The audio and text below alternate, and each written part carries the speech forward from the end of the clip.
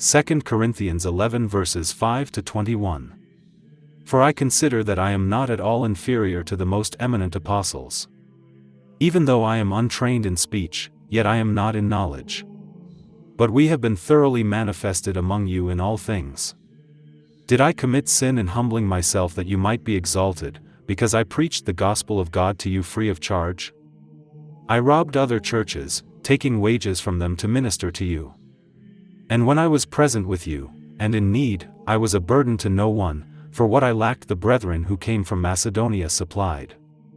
And in everything I kept myself from being burdensome to you, and so I will keep myself.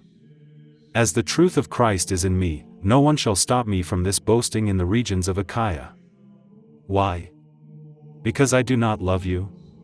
God knows. But what I do, I will also continue to do, that I may cut off the opportunity from those who desire an opportunity to be regarded just as we are in the things of which they boast. For such are false apostles, deceitful workers, transforming themselves into apostles of Christ. And no wonder. For Satan himself transforms himself into an angel of light. Therefore it is no great thing if his ministers also transform themselves into ministers of righteousness, whose end will be according to their works. I say again, let no one think me a fool. If otherwise, at least receive me as a fool, that I also may boast a little. What I speak not according to the Lord, but as it were, foolishly, in this confidence of boasting.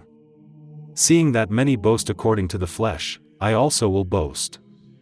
For you put up with fools gladly, since you yourselves are wise. For you put up with it if one brings you into bondage, if one devours you, if one takes from you, if one exalts himself, if one strikes you on the face. To our shame I say that we were too weak for that. But in whatever anyone is bold, I speak foolishly. I am bold also. Mark 4 verses 1 to 9. And again he began to teach by the sea.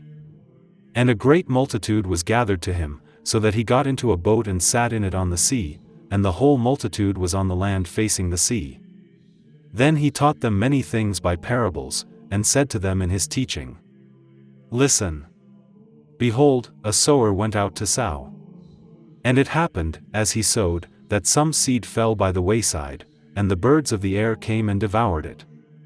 Some fell on stony ground, where it did not have much earth, and immediately it sprang up because it had no depth of earth. But when the sun was up it was scorched, and because it had no root it withered away. And some seed fell among thorns, and the thorns grew up and choked it, and it yielded no crop. But other seed fell on good ground and yielded a crop that sprang up, increased and produced, some 30-fold, some 60, and some 100. And he said to them, He who has ears to hear, let him hear.